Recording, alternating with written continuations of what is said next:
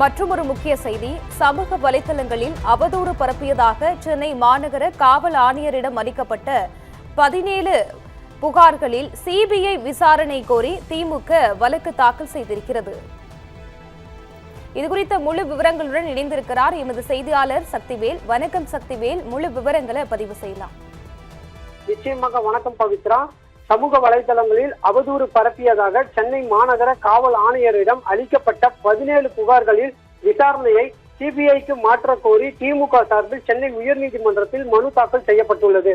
திமுக வழக்கறிஞர் பிரிவு மாநில இணைச் செயலாளர் சந்திர போஸ் தாக்கல் செய்துள்ள மனுவில் கடந்த மே முதல் வரை ஜூன் வரையிலான குறுகிய காலகட்டத்தில் சமூக வலைதளங்களில் திமுகவுக்கு எதிராக அவதூறு பரப்பியதாக கூறியுள்ளார்.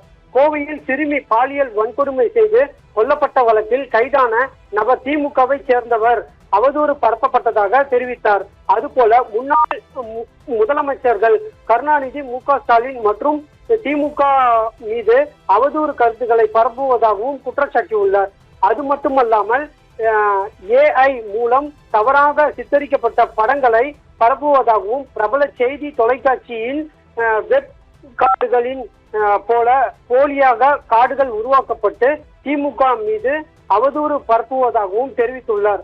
தாவேகாவுக்கு ஆதரவாக செயல்படும் சமூக வலைதளங்களுக்கு எதிராக சென்னை மாநகர காவல் ஆணையரிடம் 17 புகார்கள் அளிக்கப்பட்டுள்ளதாகவும் அவற்றின் மீது காவல்துறை எந்த நடவடிக்கையும் எடுக்காததால் இந்த புகார்கள் குறித்து சிபிஐ விசாரிக்க உத்தரவிட வேண்டும் எனவும் அந்த மனுவில் கோரிக்கை வைக்கப்பட்டுள்ளது.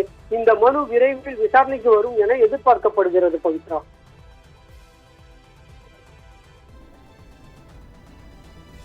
விவரங்களுக்கு நன்றி சக்திவேல்.